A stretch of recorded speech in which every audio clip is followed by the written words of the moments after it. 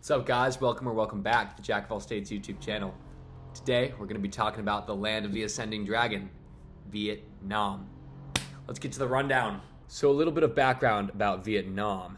It is located in Southeast Asia, and it borders China to its north, Laos to its west, and then Cambodia kind of like its southwest.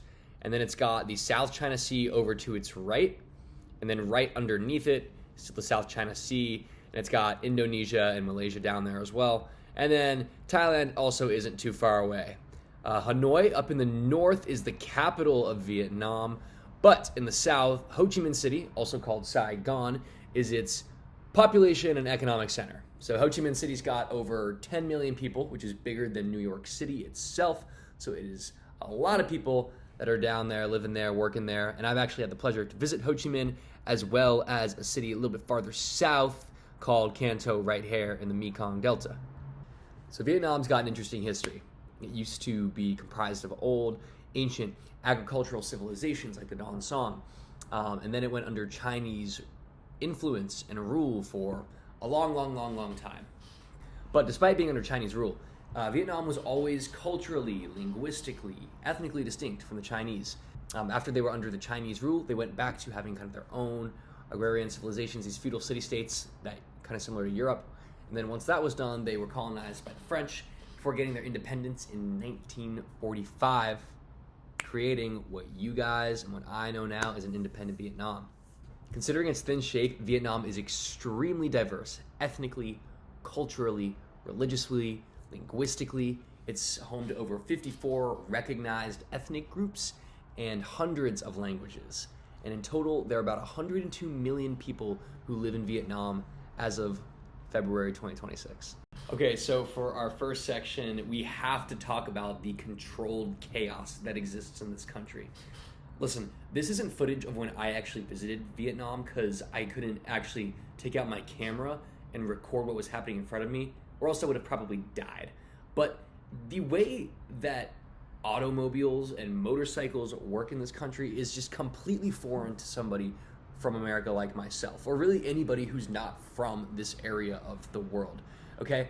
The most important rule that you guys could possibly know about this is that the motorcycles do not adhere to you. No, you do not have the right of way. You adhere to them, okay? And literally the way to cross a road in Vietnam is not to wait until some traffic light stops everybody, or to kind of, slowly make eye contact with the drivers and make sure that it's safe for you to cross. No, what happens is you start walking and they avoid you, and you don't change pace and you don't stop walking because they can calculate your trajectory, how fast you're going, the direction you're going, so they're going to avoid you. It is extremely scary and harrowing, and I mean, the margin of space between you and some of these motorcycles is inches. So if you want to live on the edge, crossing a street in Vietnam is a great way to do so. And speaking of cars and motorcycles in Vietnam, in Ho Chi Minh City, which is where I visited, you can own a car, but the government imposes strict rules and regulations and high fees for citizens who do own cars because they want to incentivize people to use motorcycles and mopeds to get around. It's a lot easier. More people can be on the road at once, and it's just culturally kind of what they use there as opposed to car culture here in America. But it's not just cars and motorcycles, guys. This entire country is full of stimulation. Boi Vien Street, located in District 1 in Ho Chi Minh City, is known as the Backpacker District. I mean, look at this video. This nightlife is intense. The drinks, they're cheap, the music is loud, and the lights are bright. This mix of bars, clubs, street food, performers, drunk tourists from other countries creates an environment in which chaos reigns supreme. And this is just one street. This is a city of 10 million people, Ho Chi Minh specifically, because that's where I visited. That's more than New York City itself. So chaos lives right here. But even with all the chaos, they still make it work. Ho Chi Minh City is still an economical hub of the country. It's an economical hub of Southeast Asia, and it's one of the most influential cities in the entire region. We can't talk about Vietnam without talking about the Vietnam War. To any Americans or to most people who are familiar with Western history, you might know Vietnam because of its association with the war that was named after the country. In Vietnam, the Vietnam War is known as the Resistance War against America. And this war was fought roughly between 1955 and 1975. The Vietnam War was born from the Cold War conflict, where the US tried to stop the communist North from taking over and influencing the non-communist South. What this resulted in was a bloody, brutal, and harrowing stalemate between the two forces. Using guerrilla tactics, the Viet Cong, which was the army of the communist North, used tactics like underground tunnels, ambushes, booby traps, which caused huge casualties to the US-backed Vietnam South. The war ended with the US withdrawal in 1973 and then a total communist victory in 1975. And what's interesting is that in American culture, this war is often remembered as one of America's most brutal losses in military history. But I can't talk about this war without talking about the War Remnants Museum. This museum, located in Ho Chi Minh City, is a museum dedicated to the struggle and to the war that ravaged the people of Vietnam. Outside in the courtyard, you can see decommissioned tanks, both used by the Communist North and by US-backed forces in the South. And on the inside, it's an extremely somber and heart-wrenching exhibit that has these pictures of the worst war brutality. It's pictures of people getting shot, bleeding out on the ground, and the most vile one is a picture, I don't even know if I can describe it on YouTube, but it's essentially a US GI Joe holding what remains of a child that they used a grenade on, and they're holding him by his spine. So it's pretty disgusting, and it's very sad to be there. And it gives you a good glimpse as somebody who is American and as somebody who is from a Western country, as you know, one of these struggles that from the other side of the coin. In addition to the War Remnants Museum, you can still visit the Chu Chi tunnels, which are some of the tunnels that were used by the Viet Cong during the war. Here's a video of me coming out of one of the tunnels. You can see that I'm a 6'3", 200-pound guy. I'm pretty big. I barely fit in these things. And this video of me crawling through the tunnel, I mean, this tunnel was widened by about double its size to accommodate tourists who wanted to come.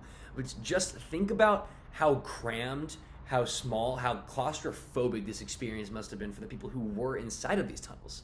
And these tunnels were used by the Viet Cong in order to retreat into the natural environment around them. They could be used for ambushes. They were extremely effective against US and South Vietnam forces because essentially they were hiding in plain sight.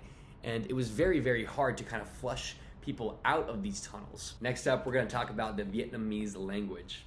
Vietnamese is widely considered a difficult language for English speakers, and it's classified by the Foreign Service Institute as a Category 3, which translates to hard, language, and it requires roughly 1,100 hours of study to achieve professional and working proficiency. Vietnamese is a tonal language, right? It means that like one single syllable can have a bunch of different meanings depending on the pitch or the tone that's used, which is often, for English speakers, the hardest part about learning the language itself. In terms of pronunciation and vowels, the language has a huge number of vowel sounds and consonants that just straight up don't exist in English. But for all my English speakers out there, we actually speak a notoriously hard language, you know, considering the global sphere of languages. And English itself actually has harder grammar and irregulars than Vietnamese. So there's a little consolation prize for anybody who is interested in learning the language of Vietnam. For this next section, I am super excited to talk about Han Son Doon Cave. So this cave is simply insane.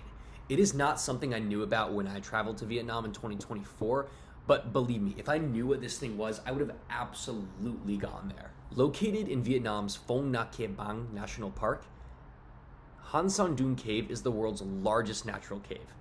It formed 2 to 5 million years ago by river erosion, and it measures over 9 kilometers long, with chambers up to 200 meters high and 150 meters wide. The craziest thing about this cave is that it is so big, it has its own localized climate. All right, but like, what does that mean?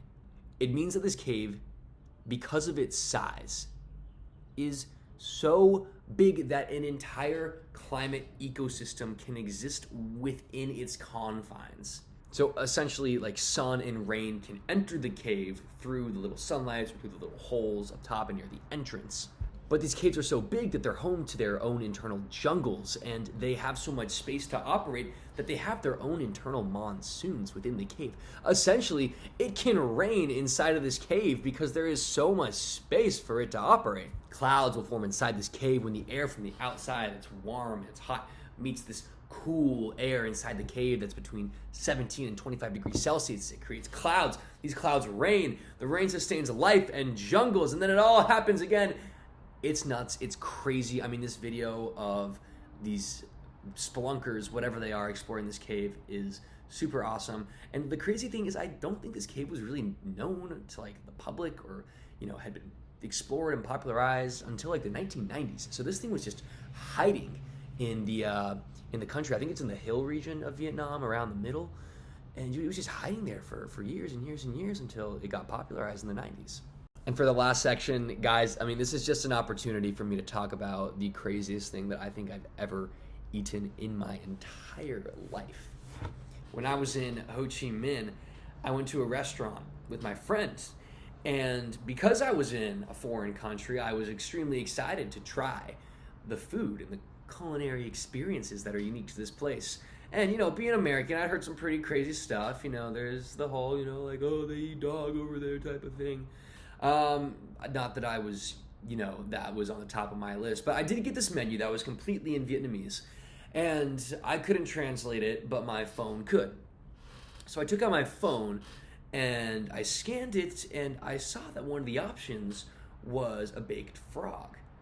And I thought to myself, well, frog's pretty adventurous. I don't really eat it in America, but, people fry frog legs in America. Like, it's a thing that people eat.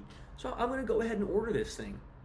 So the waiter comes, and I, point to the frog because I can't actually speak Vietnamese, and, they're delighted that I ordered it. And most food in America takes 20, sometimes 15, highest 30 minutes to come out. I was still sitting at this table for 45 minutes before the waiter finally came out and presented me with a plate and a clay ball on top. And the clay ball was about as big as my hand right here, guys. So I took a look at this clay ball and took a look at the waiter. And what they did was they took a little hammer and they cracked open the clay ball. So the clay ball broke into many pieces, and inside of it was left tinfoil with something clearly wrapped in the tinfoil. So I looked at the waiter again, and they opened up the tinfoil. And lo and behold, there was a frog. There was a frog there. It was a frog with its head cut off.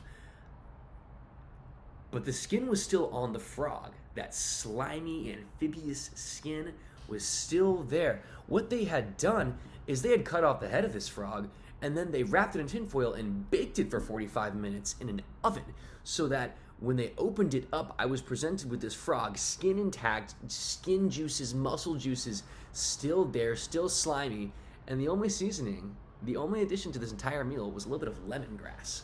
And believe me, guys, I like lemongrass, but that was not enough to cover the taste of what I tasted next. And I don't mean this offensively to anybody who does enjoy, freshly baked frog.